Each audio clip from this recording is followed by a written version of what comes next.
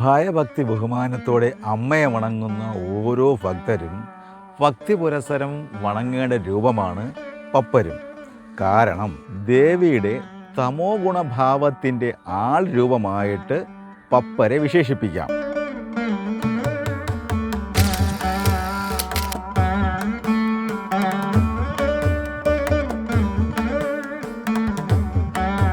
പ്രകൃതിദത്ത ചായങ്ങൾ ഉപയോഗിച്ച് പപ്പരുടെ മുഖത്ത് രൗദ്രഭാവം തോന്നിക്കുന്ന വരകളും കുത്തുകളും ഉണ്ടാവണം എന്നാണ് സങ്കല്പം.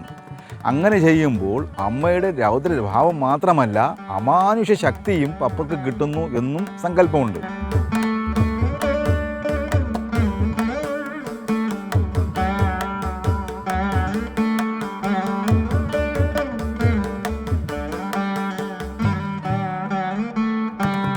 പരമ്പരാഗതമായ ചുവന്ന പട്ടും വെള്ള തുണിയും ഞൊറിഞ്ഞെടുത്താണ് തുള്ളേണ്ടത്. ചുവന്ന പട്ട് ദേവിയുടെ കോപത്തെയും ചൈതന്യത്തെയും പ്രതിനിധീകരിക്കുന്നു.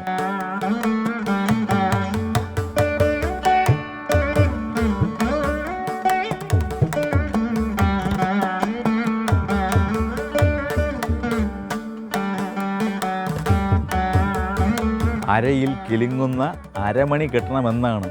പക്ഷെ കാലത്തിൻ്റെ മുന്നോട്ടുള്ള പരിഷ്കാരത്തിൽ ഇതൊക്കെ മാറിയിട്ടുണ്ടാവാം, അല്ലേ?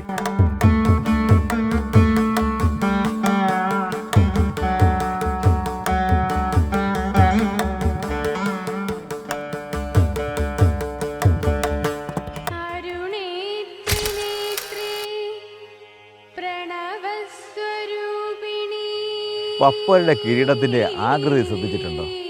അതിൽ എന്താണ് അടങ്ങിയിരിക്കുന്നത് എന്ന് ശ്രദ്ധിച്ചിട്ടുണ്ടോ?